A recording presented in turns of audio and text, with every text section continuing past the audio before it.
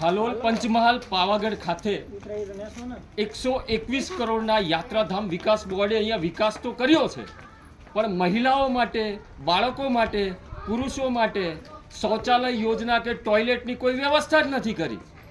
લગભગ ઘણા બધા હિન્દુઓ અહીંયાથી જાય છે, ઘણા બધા અલગ અલગ રાજ્યોથી પ્રવાસીઓ આવે છે અને જ્યારે પગપાળા ચાલતા હોય છે ત્યારે આખા જ આ રસ્તામાં લગભગ 2000 જેટલા પગથિયા છે, પણ મહિલાઓ માટે, બાળકો માટે અને પુરુષો માટે ક્યાંય પણ શૌચાલયની વ્યવસ્થા કરવામાં આવી જ નથી।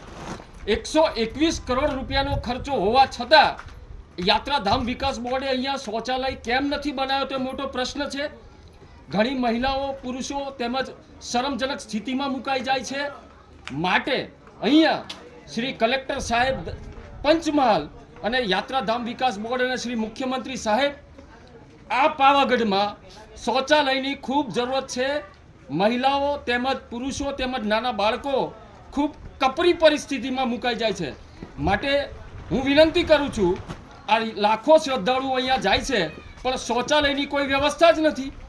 માટે તાત્કાલિક ધોરણે અહીંયા શૌચાલયની વ્યવસ્થા ઊભી કરવામાં આવે, તૈયાર શૌચાલયો અહીંયા બનાવવામાં આવે અને અહીંયા એવી સુવિધા કરવામાં આવે કે અહીંયા લાખો હિન્દુઓ આવતા હોય, યાત્રાળુઓ આવતા હોય, તેમજ અન્ય રાજ્યના યાત્રાળુઓ પણ આવતા હોય, શ્રદ્ધાળુઓ આવતા હોય, તેમને ખરાબ પરિસ્થિતિ અને કપરી પરિસ્થિતિમાં મુકાવવું ના પડે।